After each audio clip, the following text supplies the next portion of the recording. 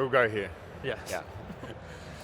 Alrighty, everyone. Here we go. Final session of the day. We are super pumped.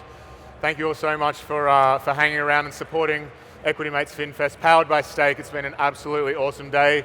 There are a few sessions left in the dome, but this is the one you want to be at. It's the old school OG Equity Mates interview with a phenomenal guest today. We are so excited to bring her on stage. All right, well, without any further ado, can everyone please welcome Michelle Hepworth to the stage.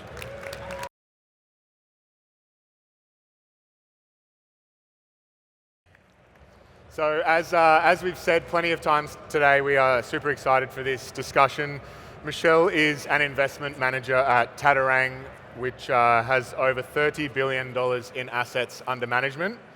Michelle also manages investments at Minderoo Foundation, a modern philanthropic organisation with more than $2.5 billion in assets under management. So plenty of money to work with, plenty of experience. Michelle was also interim CEO for RM Williams, chosen by Andrew Forrest at just 28 years of age. So we can't wait to unpack her story today. And let's get stuck in, Ren. Yeah, now Michelle, we always like to start our interviews with experts with a question, which we're going to start this one with as well. Okay. Can you take us back to the story of your first investment? Okay, so my first investment, I would not advise anyone invest this way, and it's not the way I invest anymore, was maybe 5 or 6 years ago at the start of the Royal Banking Commission. And I thought the news flow around the big four banks cannot get worse than it is right now. And so I just made a punt on one of them, which actually turned out to be quite good, but don't do that anymore. Nice.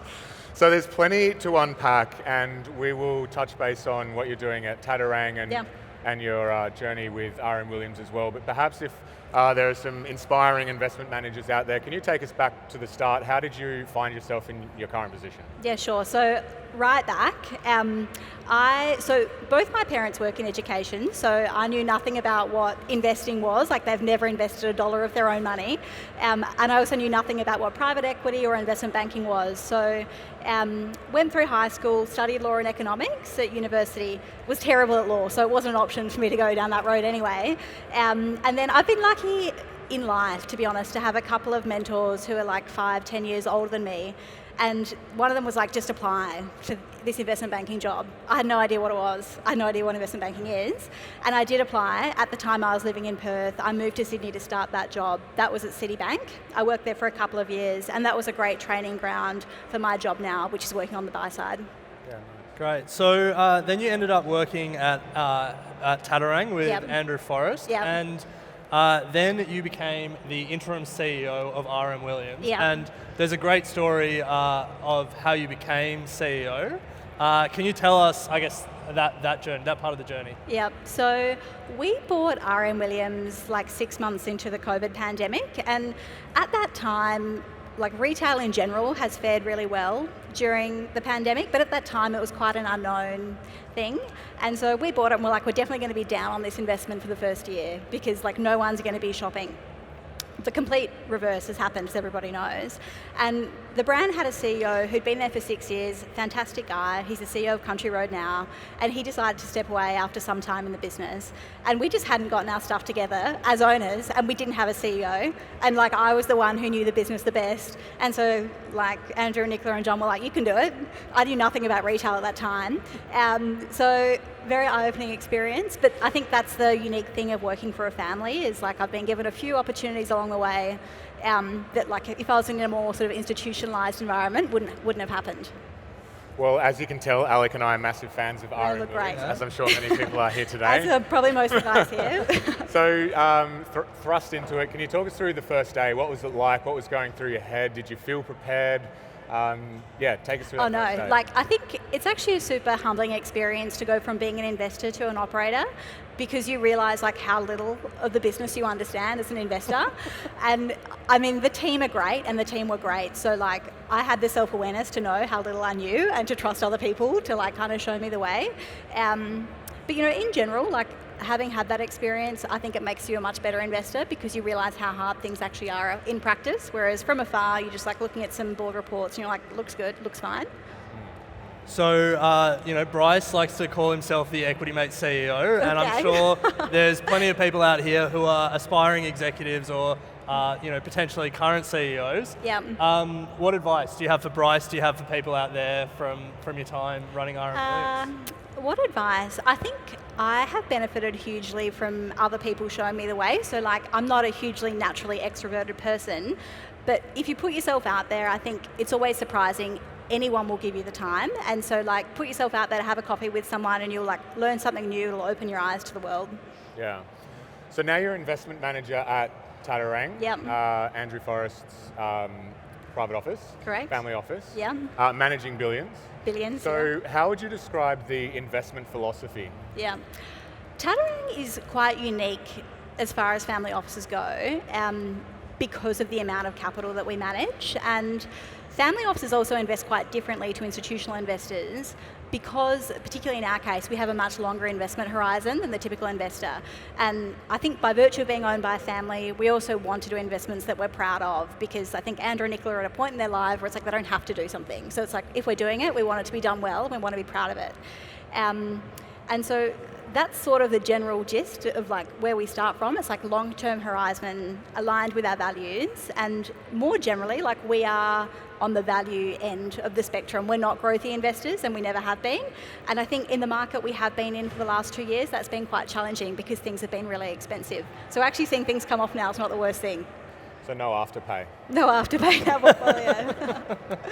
So when we think of Twiggy Forrest and the investments, obviously made his money with Fortescue, Yep. which is iron ore and mining. Yep. He's very bullish on hydrogen at the moment. Yep. Bought RM Williams, and I think he bought a Formula One team as well. Through FMG. Yeah. So a pretty wide range of thematics and sectors and companies. Yep. What makes, I guess, a Tatarang investment? What thematics or what sectors are you guys particularly looking at?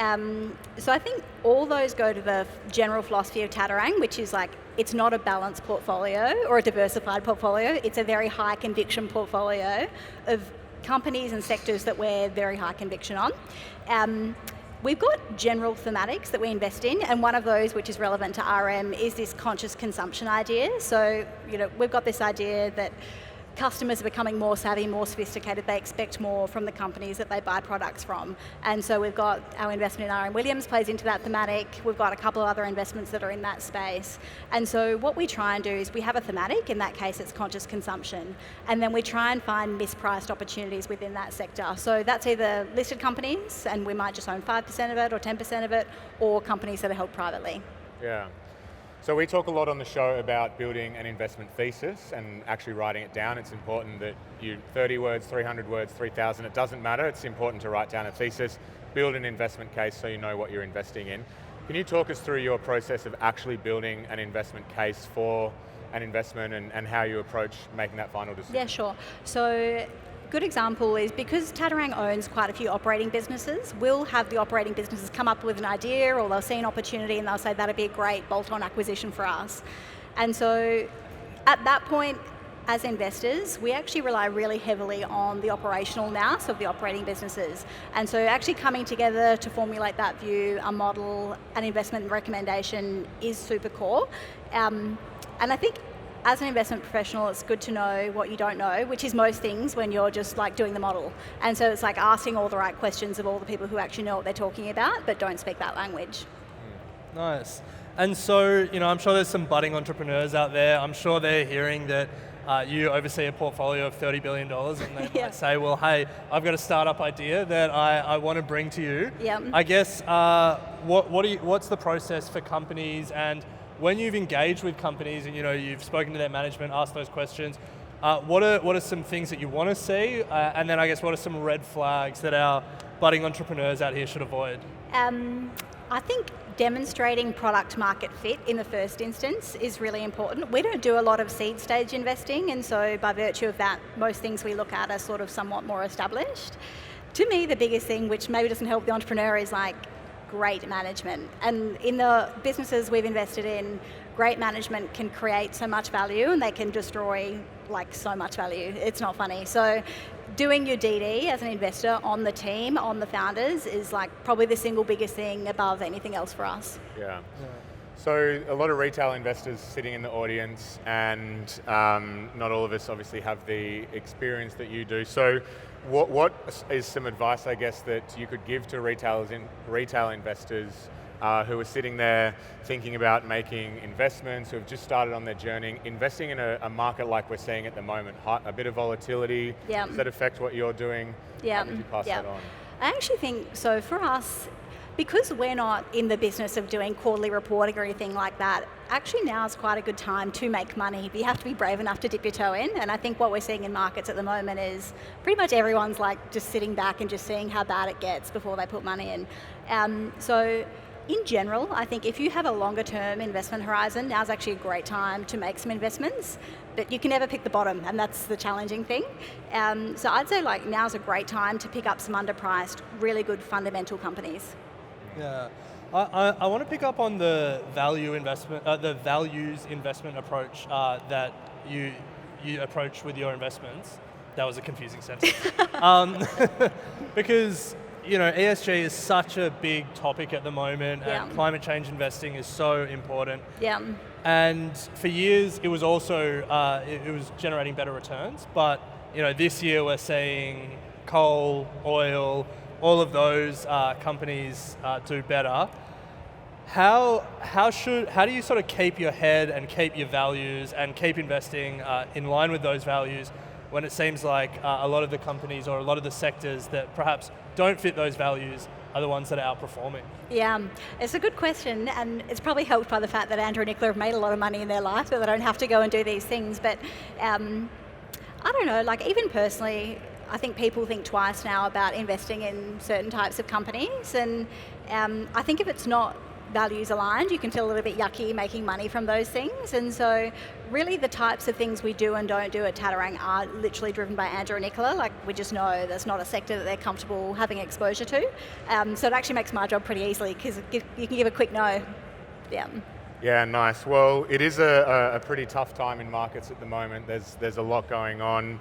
I think are there any sort of particular investments that you're excited about that you can speak to at the moment? I'm not sure if you can, but... No.